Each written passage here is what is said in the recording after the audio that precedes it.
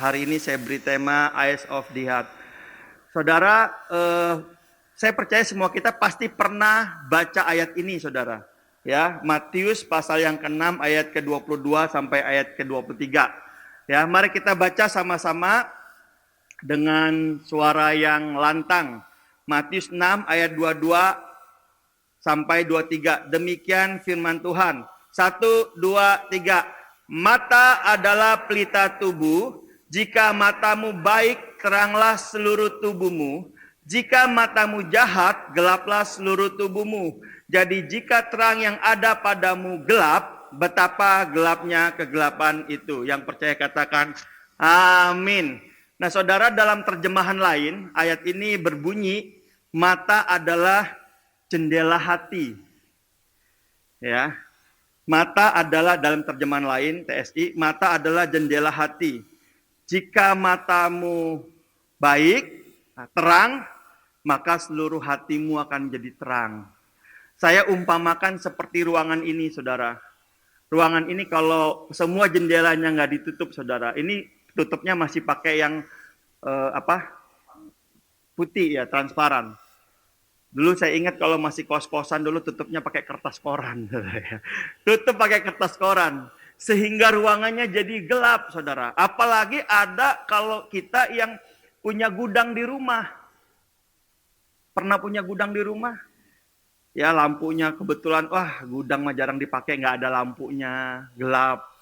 Terus jendelanya ditutupin, ya, ditutupin supaya nggak dilihat orang dari luar, gudangnya isinya kayak apa. Sehingga tidak ada terang yang masuk. Akibatnya apa?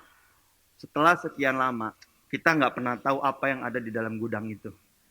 Ada tikus mati kah? Ada kecoa kah? Ada barang yang udah lama kita nggak pakai kah? Tapi yang jelas, ruangan itu pasti kotor dan tidak bisa dilihat secara jelas mana yang diperlukan, mana yang enggak, mana yang bagus, mana yang bersih, mana yang kotor. Demikian juga dengan hati kita, saudara.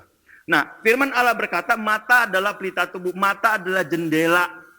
Jendela, saudara.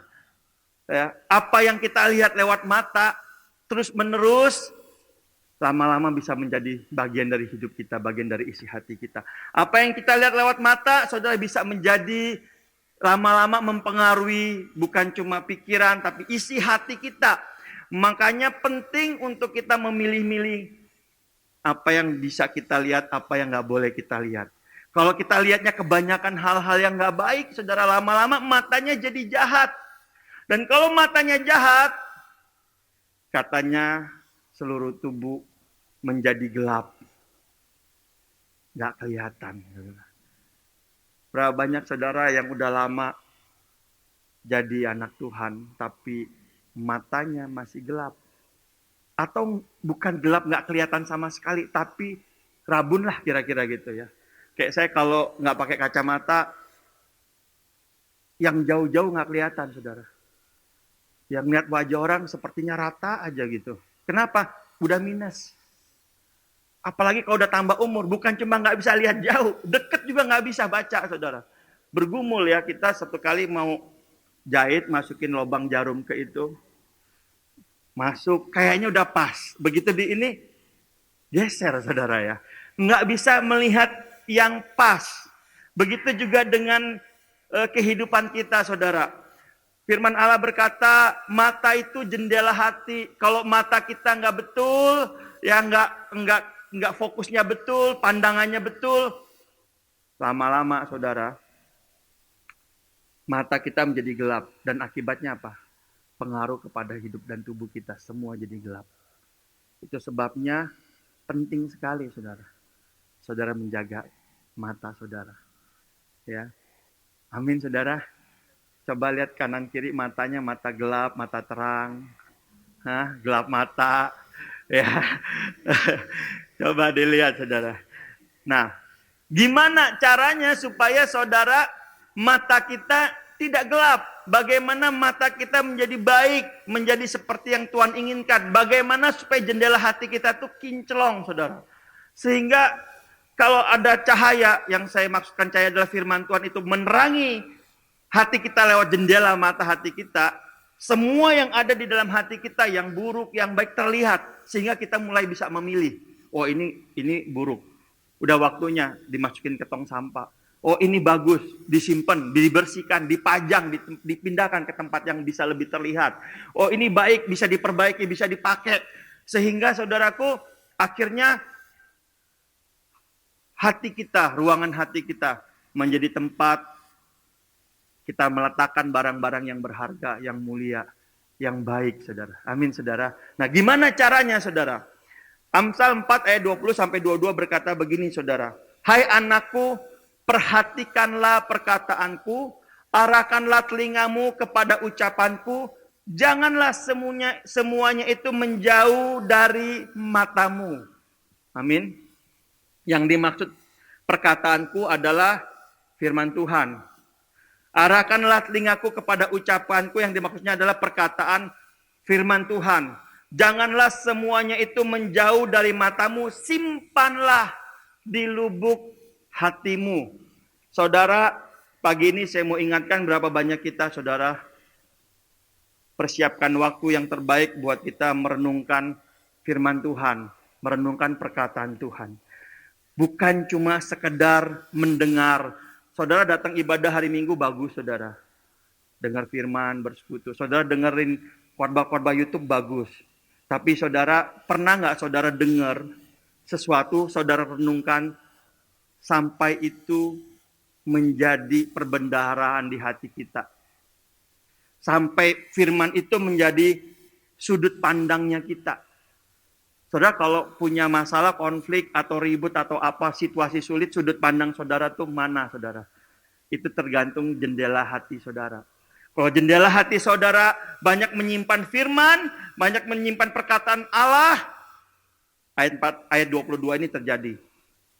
Karena itulah yang menjadi kehidupan bagi mereka yang mendapatkannya dan kesembuhan bagi seluruh tubuh mereka. Amin, saudara.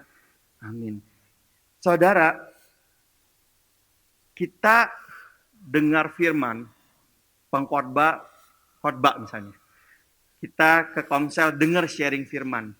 Semua yang sharing adalah apa yang mereka dapatkan dari firman. Betul ya?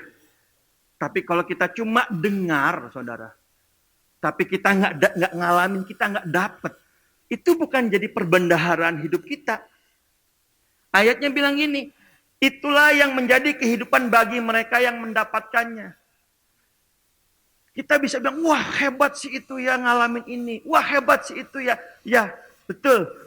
Kuasa firman memberikan kehidupan bagi mereka yang mendapatkannya. Pertanyaan hari ini, berapa banyak saudara yang selama ikut Tuhan mendapatkan firman itu.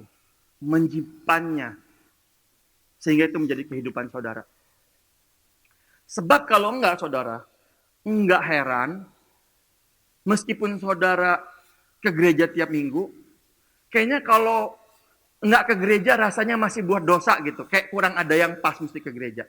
Tapi kalau diukur dari kehidupan dan pertobatan, kayaknya lagunya tetap aku masih seperti yang dulu. Nggak berubah. Saudara mau pindah berapa gereja, ketemu berapa pendeta, nggak berubah. Kenapa? Karena firman itu nggak pernah engkau simpan dalam hatimu dan jadi kehidupan. Cuma jadi pengetahuan.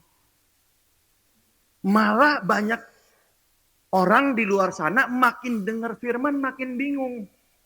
Kenapa? Karena pendetanya ngajarnya nggak kompak. Ada yang ngajar begini, ada yang ngajar begitu. Kita bilang, udahlah, pusing. Nggak ada yang pas, nggak ada yang cocok. Udahlah, mendingan nggak usah, biasa aja lah, biasa aja. Kenapa saudara? Sederhana. Karena kamu cuma dengar dari orang.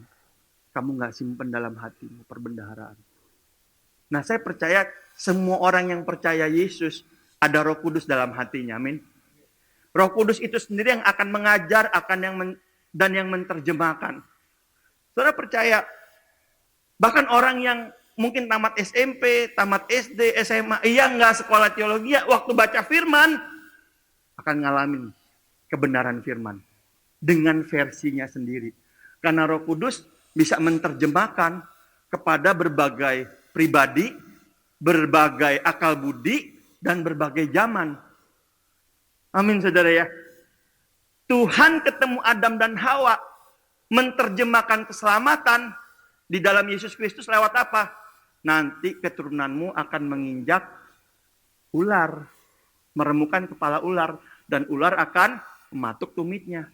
Itu berita Injil pertama kali. Di zaman Adam dan Hawa, bahasnya masalah injak-menginjak binatang, saudara. Nanti kalau saudara baca kitab Roma, di zamannya Paulus, punya hikmat, karena dia adalah orang Farisi, bahasnya keselamatan panjang lebar tinggi dan dalam. Roma 5, Roma 6, Roma 7 dibahas, Roma 8 dibahas tentang Injil keselamatan. Tapi yang mau saya sampaikan, siapapun saudara, apapun kondisinya, apapun status pendidikannya, status latar belakangnya, ketika saudara datang kepada Tuhan, saudara buka hati, saudara berdoa minta Roh Kudus pimpin. Roh Kudus akan berbicara dan saudara akan mendapatkan firman kehidupan yang menjadi bagian saudara dan menyembuhkan saudara. Amin, saudara. Yuk, mari saudara, kita sama-sama galakin kehidupan yang mau merenungkan dan membaca firman. Karena itu menjadi jendela hati kita. Itu menjadi penyaring. Amin. Penyaring. Kalau saudara punya saringan, punya filter, segala sesuatu yang mau masuk ke hati kita, yang mau ngotorin hati kita, kita bisa tolak. Amin, saudara. Nah, yuk mari kita samakan persepsi kita dengan apa yang Tuhan inginkan dalam hidup kita. Nah, saudara pernah bayangin ini nggak, saudara? Kalau ada sebuah tabung silinder, ya disinarin lampu, maka orang yang di sebelah kiri mungkin akan melihatnya cuma sebagai sebuah kotak 4 persegi panjang. Tapi yang di sebelah kanan akan melihat sebagai sebuah lingkaran. Kalau mereka didebat, dua-duanya akan merasa betul, benar nggak? Enggak, tuh lihat jelas banget gitu. Ya, yang di sebelah kiri bilang enggak, itu pasti persegi panjang. Yang di sebelah kanan, ternyata kebenarannya secara utuh dia ternyata adalah tabung silinder. Orang ini nggak salah. Tapi sudut pandangnya hanya 2 dimensi. Ya, ada yang lebih komplit, ada yang lebih benar, saudaraku. Makanya perlu kita bersekutu di dalam kebenaran. Karena kalau enggak, yang kita lihat itu enggak komplit. Enggak komplit, betul ya? Yang kita lihat enggak komplit, hanya firman Tuhan yang bisa menerjemahkan segala sesuatunya dengan benar. Makanya perlu, saudara. Nih saya mau kasih contoh, saudara. Kenapa saudara perlu mendapatkan firman dan itu menjadi bagian dari hidup saudara. Supaya pandangan saudara sesuai. Contoh, saudara. Ya. Saudara kalau dengerin khotbah, ada banyak versi, ya minimal 3 versi lah. Yang maksudnya satu versinya ke kiri banget, satu ke kanan banget, satu yang menurut saya lebih 3 dimensi. Misalnya, kalau teologi penderitaan, saudara, ya cara pandangnya bisa jadi agamawi banget, Taurat banget. Anak Tuhan harus menderita. Baru anak aja udah menderita, apalagi hambanya. Ya harus menderita, pokoknya wah kalau nggak menderita ada hamba Tuhan happy gitu kayaknya, wah ini jangan sesat lah, cuma nggak rohani. Ya wah ini hamba Tuhan kok misalnya apalah gitu ya. Wah, pokoknya harus teologinya menderita. Cara pandangnya harus pikul salib kayak Tuhan Yesus. Terus. Iya betul, ada ayatnya juga. Sebab kepada kamu diberi kasih karunia bukan cuma menerima keselamatan, tapi juga menderita. Tapi apa cuma itu yang Alkitab ajarkan? Tuhan tega lihat saudara selama hidup menderita terus. Kan enggak, saudara. Berarti kalau cuma memandang sebagai sebuah penderitaan, itu cuma satu sisi. Tapi ada sisi lain yang ekstrim, makmur. Wah pokoknya jadi orang Kristen mah mesti berhasil, sukses, kaya, makmur, wah happy. Loh kalau saudara jadi hamba Tuhan aja nggak happy, gimana jemaat? Kalau saudara aja nggak sukses, nggak kaya, gimana jemaat? Di hamba Tuhannya stres, saudara. Akhirnya ngomonginnya soal kesuksesan terus. Ekstrim, saudara. Ya, aliran kemakmuran. Main ada yang posting di grup. Ada pendeta yang Apa sih? Aliran kemakmuran punya tanah di kawasan Amerika yang paling mahal, asetnya sampai berapa ratus triliun loh saudara, rupiah, punya pesawat pribadi ini pribadi. Terus hamba-hamba Tuhan biasa pada komen-komen, saya sih baca aja gitu. Terlalu ekstrim, makmur ke sini. Tapi ada teologi kerajaan Allah, bahwa semuanya adalah kasih karunia. Amin saudara. Ada orang saudara kasih karunianya emang harus kaya raya gimana? Karena yang dia menangin juga harus orang-orang yang levelnya juga di atas. Tapi ada orang yang dikasih Tuhan kemurahan hati, anugerah untuk melayani yang di daerah-daerah, yang susah-susah. Ya, dia mampu menjalaninya. Kenapa? Karena kasih karunia-Nya cukup buat dia. Amin, saudara. Kalau yang di kampung-kampung ini dikasih, tiba-tiba punya pesawat jet pribadi, stasiun TV pribadi, kaget, saudara.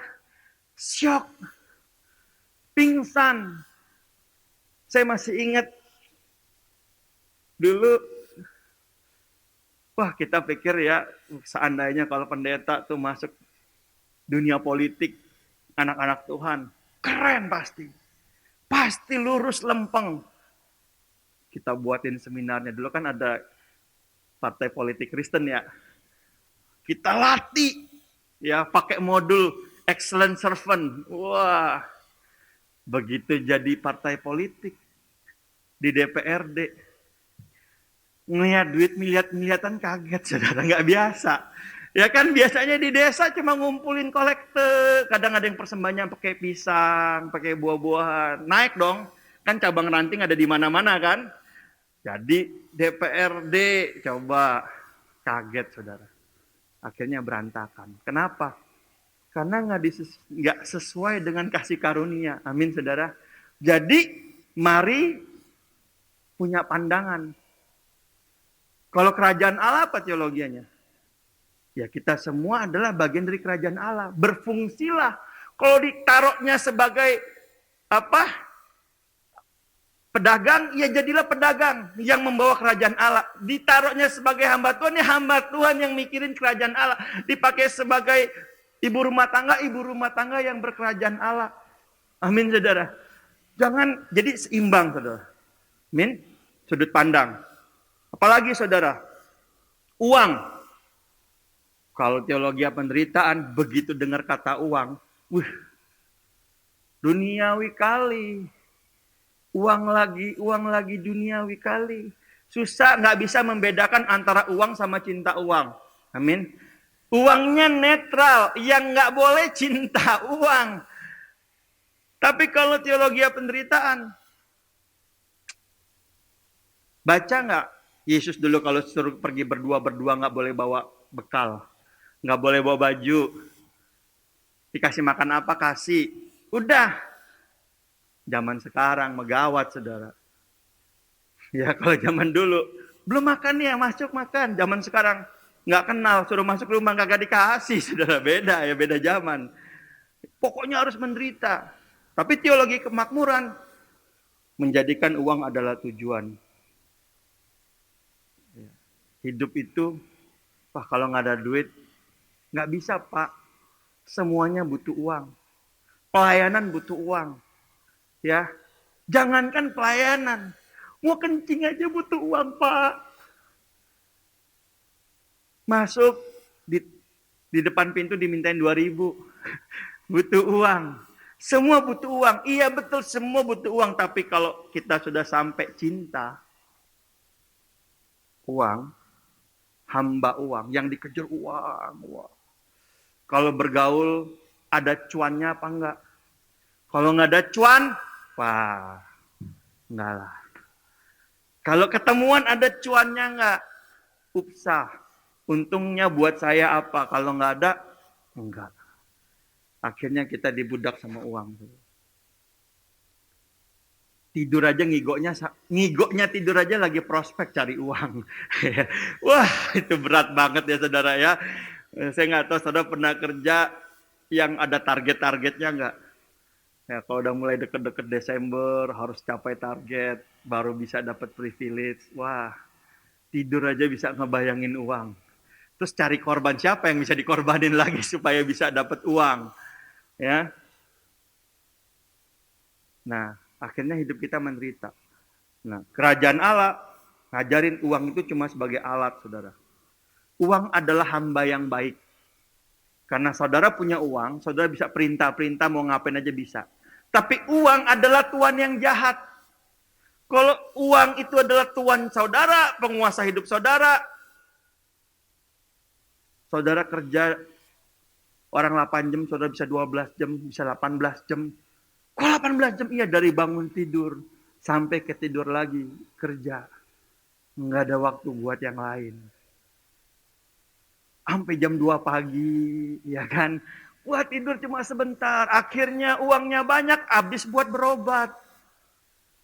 Iya nggak? Habis buat berobat.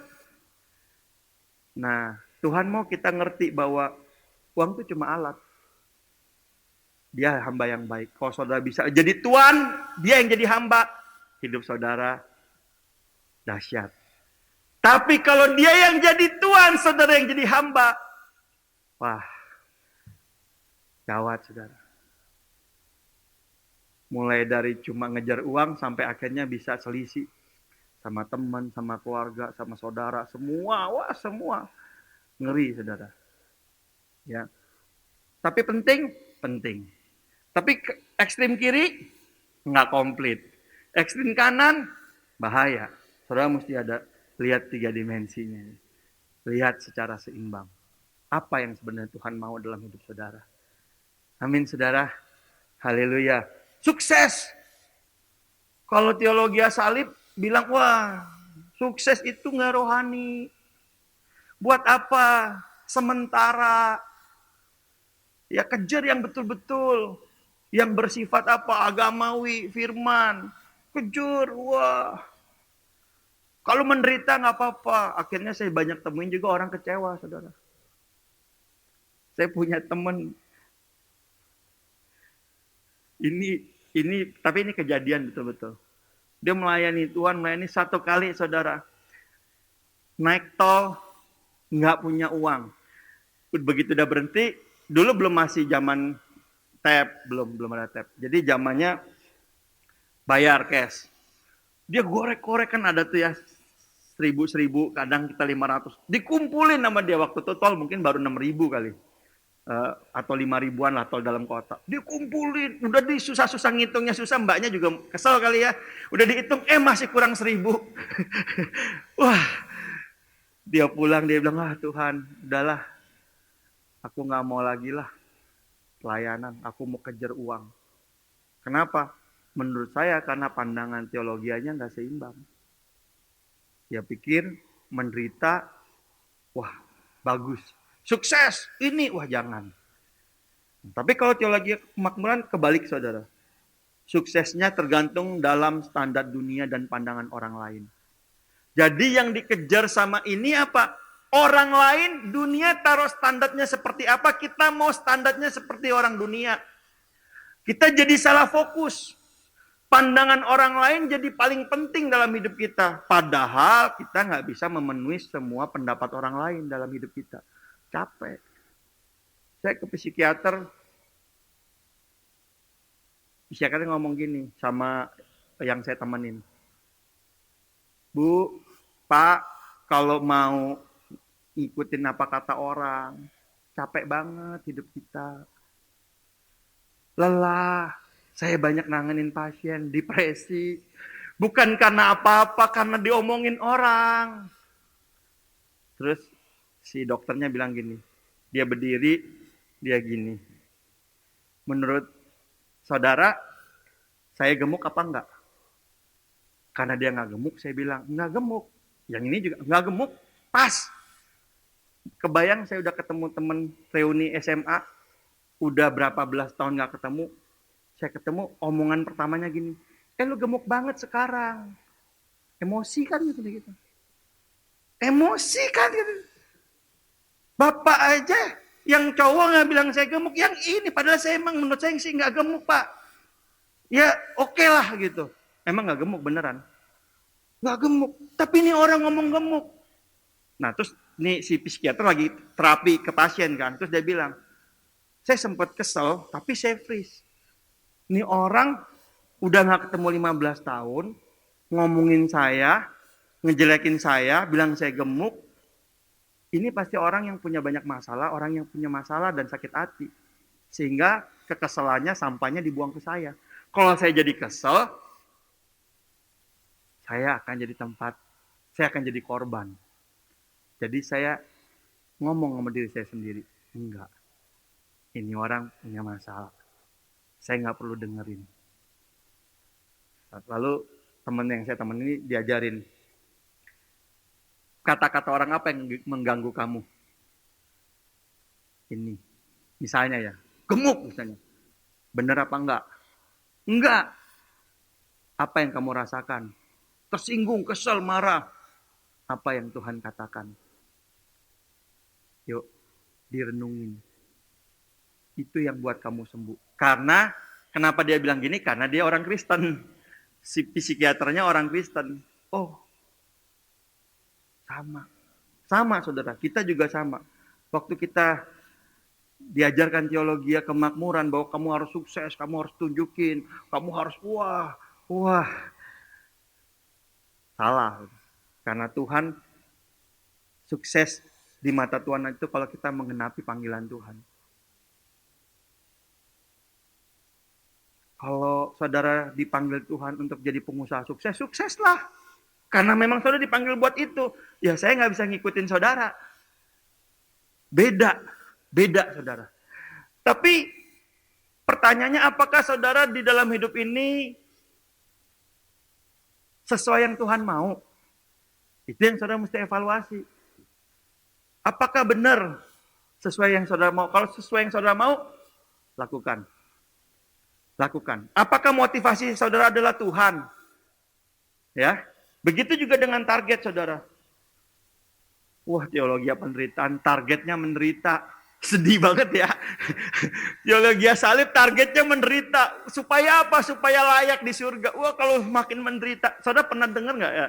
Ada agama tertentu yang dia setiap memperingati hari besar Tuhan Yesus gitu, dia jalan Via Dolorosa, dicambuk beneran, salib.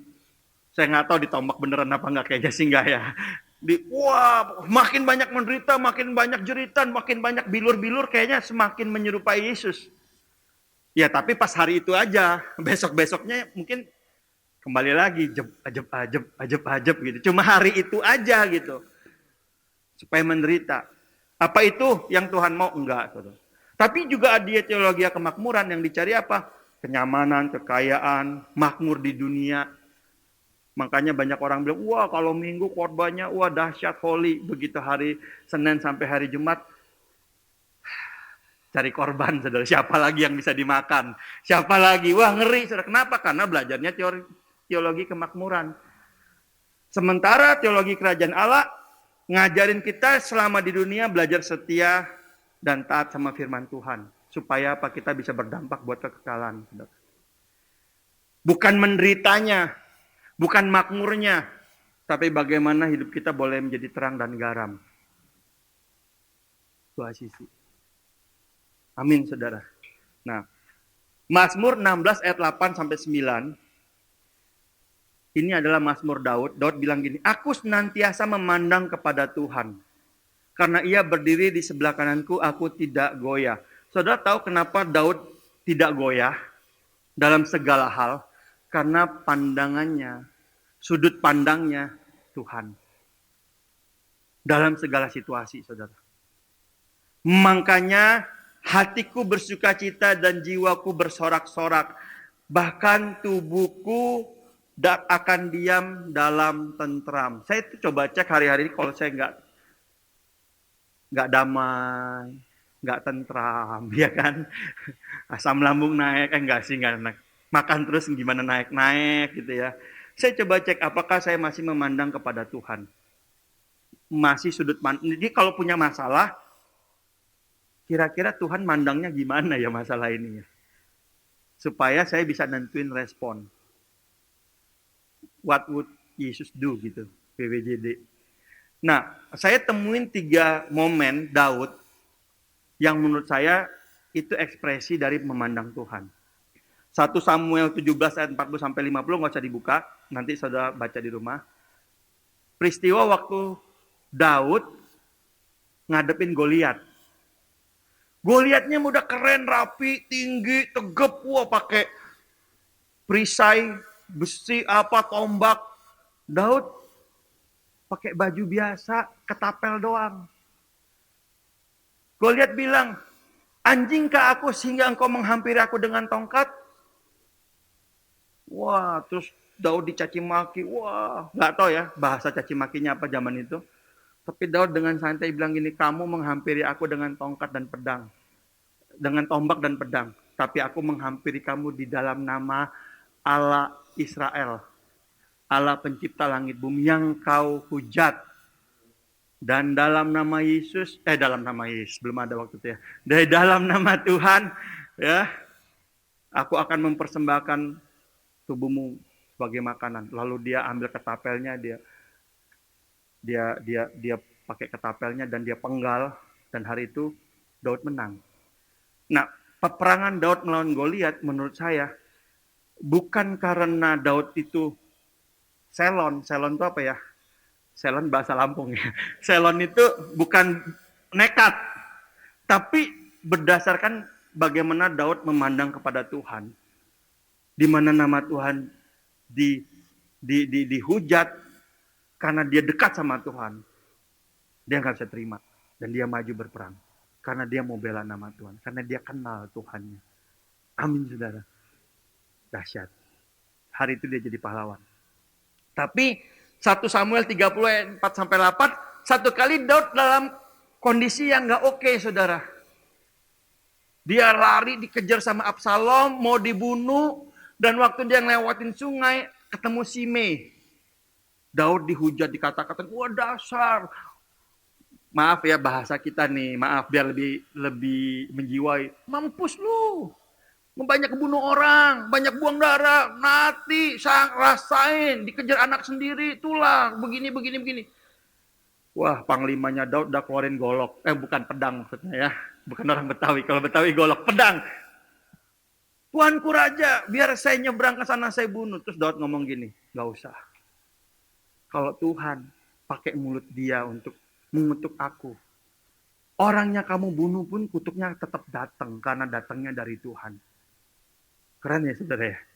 Tapi kalau bukan dari Tuhan, apa yang dia ngomong gak akan terjadi apa-apa.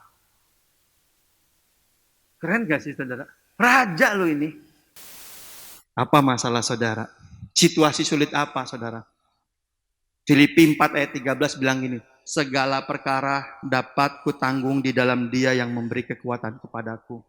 Saudara datang hari ini, mungkin beberapa kita ada situasi sulit. Tapi Tuhan bersama saudara akan memberikan kekuatan supaya saudara bisa lewati.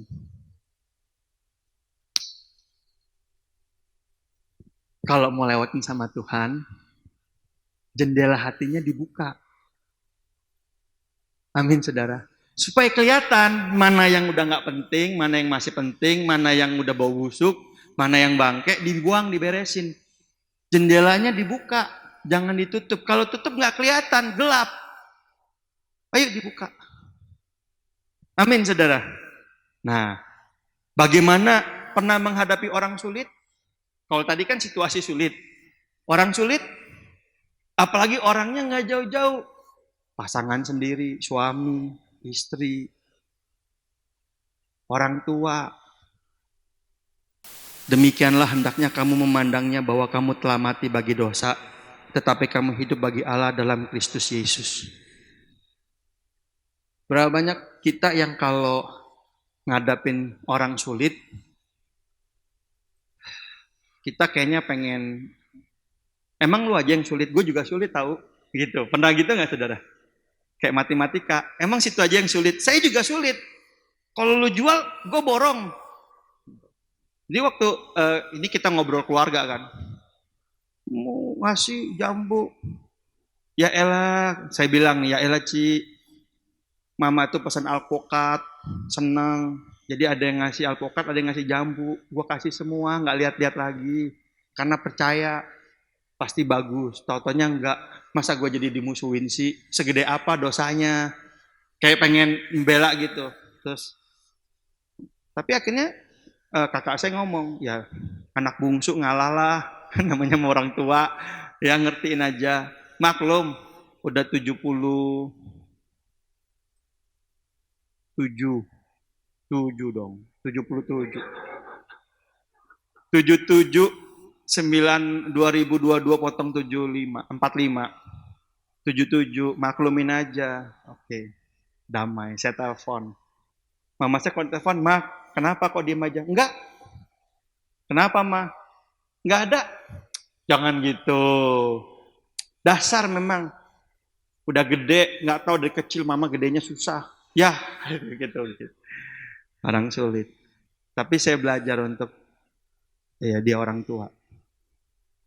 Yang orang tua juga kalau punya anak kecil, ya ngerti anak kecil. Belajar. Karena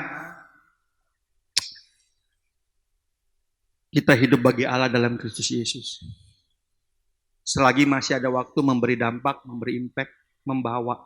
Sekalipun nggak ada harapan. Ayo, belajar. Karena itu yang disebut iman.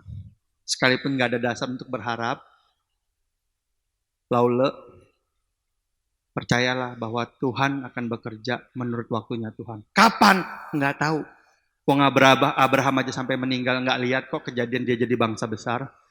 Tapi dia tetap berharap dan Allah memperhitungkannya sebagai sebuah kebenaran. Amin, saudara. Nah ini slide terakhir, saudara. Mata hati itu adalah fokus pada hal yang kita anggap berharga. Amin, saudara. Tadi Matius 6 ayat 22 sampai 23 langsung kalau matamu gelap. Tapi pertanyaannya apa yang membuat mata kita jadi gelap? Jawabannya ada ayat 19 sampai 21. Jawabannya apa? Janganlah kamu mengumpulkan harta di bumi. Di bumi ngengat dan karat merusaknya dan pencuri membongkarnya serta mencurinya. Tetapi kumpulkanlah bagimu harta di surga. Di surga ngengat dan karat tidak merusaknya dan pencuri tidak membongkar serta mencurinya.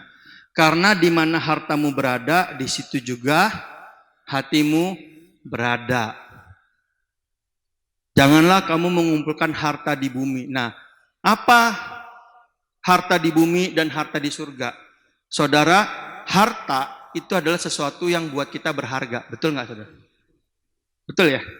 Harta tuh nggak bicara cuma uang loh. Ada orang nganggap hubungan itu harta. Makanya orang ini menganggap hubungan dengan, ada orang ya, keluarga yang menganggap hubungan itu adalah sebuah harta. Makanya orang tuanya banyak invest waktu bersama anak-anaknya untuk membangun hubungan kan.